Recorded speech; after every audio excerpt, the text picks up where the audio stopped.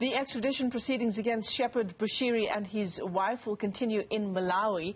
It's now up to the Magistrate's court there to decide whether or not South African witnesses will go to Malawi to testify.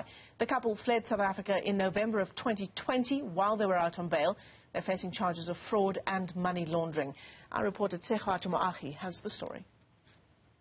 Judge Redson Kapindu ruled that the extradition committal proceedings against self-proclaimed prophet Shepherd Bushiri and his wife Mary must continue.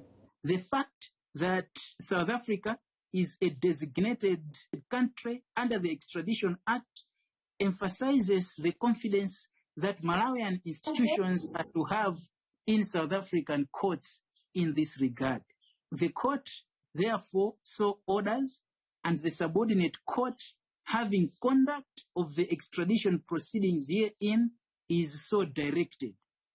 The record herein reverts to the Chief Resident Magistrate at Lilongwe to continue with the extradition committal proceedings.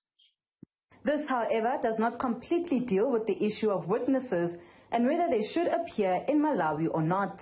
My understanding of the ruling is that he has told the DPP that the magistrate was right to order that the extradition proceedings should go by way of a preliminary hearing, meaning that the witnesses must come here physically in Malawi to testify, because that's what the magistrate had directed.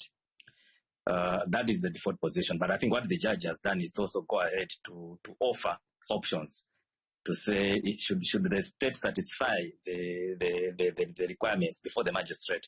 It's possible to do it by way of video conferencing or video link, but that is an option which the judge has said can be made available to the magistrate.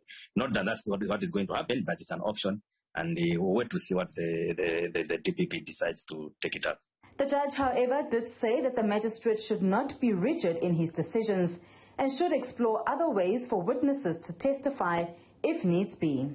Whilst the law generally requires physical presence in court by the witnesses, this is not an inflexible rule of thumb.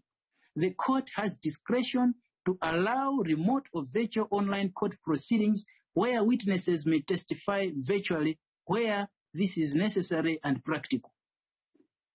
Number 6, remote or virtual online testimony carries a number of risks and does not have all the advantages of observing a witness face-to-face physically on the part of the court and the accused person or fugitive offender or his or her legal practitioners.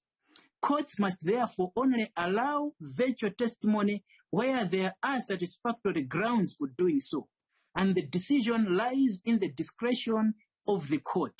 The court also heard that proceedings can take place in a competent South African court and recordings be sent to Malawi. There are laws, obligations and processes that need to be followed, and one option is for the depositions to be made before the South African authorities, the courts in South Africa, and the record transmitted to Malawi in an acceptable form following all the processes.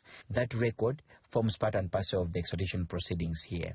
So what we hope will happen is that when we go before the magistrate court, these issues will have to come up, and the court will make an order that necessitates the High Court within its discretion that the deposition process in South Africa can be undertaken. It's still unclear when the actual extradition case will start. For Newzroom Afrika on Channel 405, I am Tshegohaco Moagi in Johannesburg.